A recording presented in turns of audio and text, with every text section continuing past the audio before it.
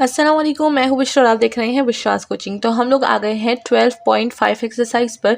हमने 12 chapter start किया हुआ था और वहाँ पर हमने काफ़ी सारी चीज़ें पढ़ ली हैं। अब हम लोग आ गए हैं lines and planes in space. ठीक है, तो यहाँ पर हम लोग ने पीछे जो चैप्टर में पढ़ा था पी एंड पी नॉट, तो अब हम लोग उन चीज़ को डिस्कस नहीं करेंगे। वहाँ पर मैंने काफ़ी ज़्यादा अच्छे तरीके से बता दिया था कि what is P and what is P not. ठीक है, अब हम लोग आ गए हैं न्यू टॉपिक पर, जो कि हमारे पास वेक्टर इक्वेशन फॉर लाइन। तो अब एक वेक्टर इक्वेशन हम लोग लाइन के लिए किस तरह से बनाएंगे वो हमारे यहाँ पर गिवन है। अच्छा, मैं जैसे कि आपको बताती हूँ कि हमारे पास जो डेफिनेशंस होती हैं दे आर वेरी इंपॉर्टेंट। तो ये वाली डेफिनेशन भी बहुत इंपॉर्टेंट है। एक तो ये इस लिहाज से इंपॉर्टेंट है बिकॉज हर जगह हम लोग ये यूज़ करते हैं, एंड दूसरा ये आ सकता है कि define vector equation for a line. Then आपको वहाँ पर पता होना चाहिए कि हमारे पास इसकी डेफिनेशन क्या है एंड इसको हम लोग रिप्रेजेंट किस तरह से करते हैं। एंड यहाँ पर हमारे पास इक्वेशन में कुछ मतलब जो MCQs पार्ट होता है वहाँ पर हमारे पास ये भी आ सकता है कि हमारे पास इसमें टी क्या होता है। तो देखें, डेफिनेशन में काफ़ी क्लियरली बता दिया गया है कि vector equation for line L through P naught. तो पी नॉट में कौन से होते हैं? X naught, y naught, z naught, parallel होते हैं वी के। तो हमारे पास यहाँ पर गिवन है आर ऑफ टी किस चीज़ के इक्वल है? R of naught plus t of v के। अब यहाँ पर टी के लिए इन्फॉर्मेशन गिवन है। क्या इन्फॉर्मेशन है? कि वो है -इन्फिनिटी और इन्फिनिटी के मतलब बीच में। ठीक है, यहाँ पर आर क्या है? यहाँ पर आर हमारे पास एक पोजीशन वेक्टर गिवन है, और जो पॉइंट्स होते हैं वो हम लोग कहाँ से लेंगे? पी से लेंगे of course. And r naught हमारे पास क्या है? एक पॉजिटिव पोजीशन है जो हमें वेक्टर को बताती है पी नॉट का। ठीक है, तो यहाँ पर हमारे पास एक बहुत ही ज़्यादा इंपॉर्टेंट चीज़ है, that is x equal to x naught plus t V1 V2 V3। तो अगर हमारे पास कोई वेक्टर्स आ गए जैसे 1 2 एंड 3, तो उसके लिए हम लोग वैल्यू किस तरह एक्स की फाइंड करेंगे? वाई की एंड जेड की। तो वो मैं आपको आज के एग्जाम्पल में बताऊंगी। That is example number 1। सबसे पहले यहाँ पर देख लेते हैं एग्जाम्पल नंबर 1 के ऊपर हमें दिया गया है parametric equation for a line. तो यहाँ पर बता रहे हैं vector equation for a line, यहाँ पर parametric equation for a line. The standard parametrization of the line through P naught. तो पी नॉट के बारे में बता रहे हैं, पैरेलल है वी के यानी वेक्टर के। अब वेक्टर में हमें आई जे के गिवन होता है, हमें ऑब्वियसली ये पता है। यहाँ पर एक्स हमारे पास क्या है? X naught plus t V1 के, जो कि मैंने यहाँ पर आपको बताया है। तो आपको हमेशा ये वाली जो वैल्यू है ये आपको याद रखनी है कि एक्स किस चीज़ के इक्वल है? X naught plus t V1 के। तो अगर आपको एक्स की वैल्यू का याद होगा तो फिर जाहिर बात है आपको वाई का भी याद होगा, आपको जेड का भी याद होगा। ठीक है, क्योंकि सारे एक जैसे हैं।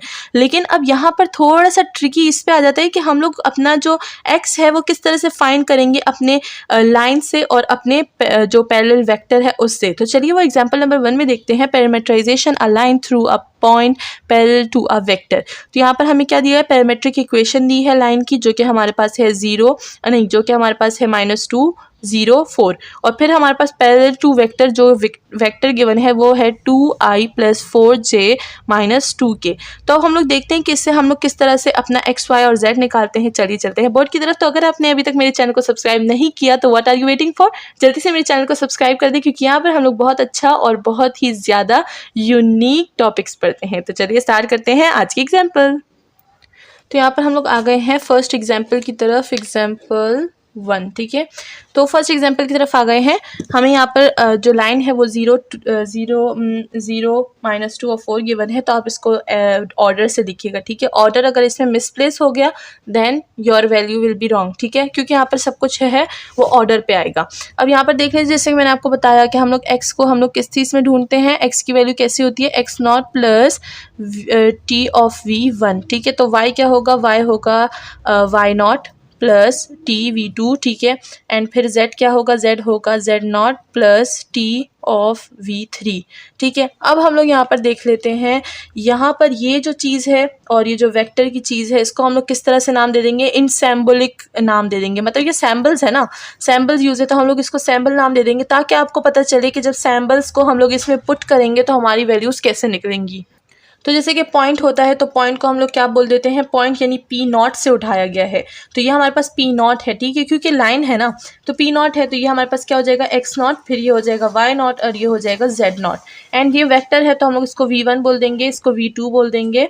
ठीक है, और इसको हम लोग v3 बोल देंगे। अब साथ में आप t लिखें, इट्स योर ओन चॉइस, वरना तो आप इसको जनरल टर्म में लिखा हुआ है, ठीक है। तो फिर आप क्या करेंगे, फिर जब जनरल टर्म में लिखा हुआ है तो हम लोग क्या करेंगे, जब इसमें ये वैल्यू पुट करेंगे तो ये जो जनरल टर्म का t है ये इसमें रहेगा, ठीक है। हम लोग सिर्फ v1 v2 और v3 की वैल्यूज को पुट करेंगे। Get that. यहाँ पर आपको थोड़ी सी कंसंट्रेशन की ज़रूरत है।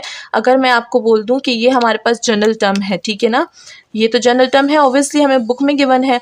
तो यहाँ पर हम लोग क्या करेंगे, ये जो वेक्टर होता है वो तो हमें v1 देता है, तो हमने v1 उठाया, यहाँ पर पुट किया, तो जो v1 की वैल्यू हमने वो पुट की, t तो वैसे ही रहेगा, तो t को भी हम लोग नीचे आंसर में फिर बताएंगे कि वो भी x की वैल्यू में आता है, ठीक है। किस तरह से अभी बताते हैं यहाँ पर।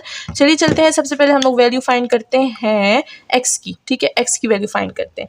तो x का जनरल टर्म मैंने यहाँ पर लिखा हुआ है, x नॉट सबसे पहले पुट करूँगी। What is x not? x not is -2, तो मैंने यहाँ पर -2 पुट कर दिया, ठीक है। एंड साथ में प्लस है, मैं प्लस लगा दूंगी। फिर हमारे पास है t ऑफ v1, तो t तो मैं लिख दूंगी, v1 क्या है, v1 इज 2, तो यहाँ पर मैं 2 लिख दूंगी। तो क्या मैं इसको इस तरह से लिख सकती हूँ, -2 + 2t, तो इस तरह से मैं लिख सकती हूँ, ऑफ कोर्स लिख सकती हूँ, बस इसको ऑर्डर चेंज करना है। ऑर्डर से क्या होता है, हम लोग थोड़ा सा अच्छा दिखते हैं कि हाँ भाई इस बच्चे ने अच्छी एग्जाम्पल सॉल्व की है, ऑर्डर से लिखा है मतलब खुद भी ऑर्डरेटिकल है, ठीक है ना।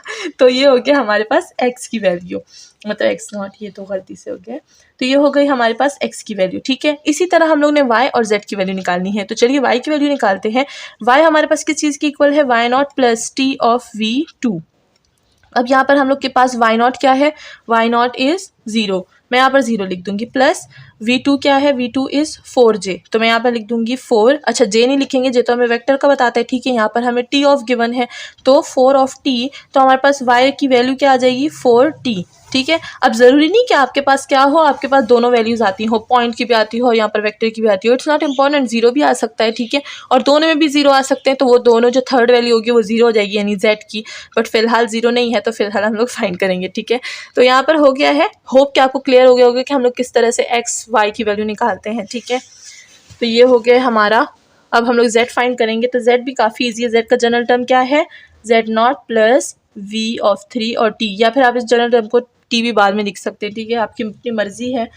यहाँ पर z नॉट की वैल्यू क्या है, z नॉट इज़ 4, तो मैं 4 लिख दूंगी, प्लस यहाँ पर क्या है -2, तो देखें जनरल टर्म में प्लस है, अगर मैं यहाँ पर -t लिख दूंगी तो जाहिर बात है ये भी माइनस हो जाएगा, तो दिस विल बी 4 - 2 और t, and this is the value of z। So we get the value of x, y and z। Hope कि आपको पता चल गई होगी हमने किस तरह से फाइंड किया है। अगर अभी भी आपके पास कोई क्वेश्चन हो पूछने के लिए तो आप कमेंट सेक्शन में मुझसे पूछ सकते हैं, आस्क फील फ्रीली, ठीक है। यहाँ पर हमारे पास एग्जाम्पल नंबर 1 हो चुकी है। नेक्स्ट वीडियो में मिलते हैं दूसरे एग्जाम्पल के साथ। अपना ख्याल रखिएगा, चैनल को लाइक सब्सक्राइब और शेयर करना ना भूलिएगा। Thank you so much.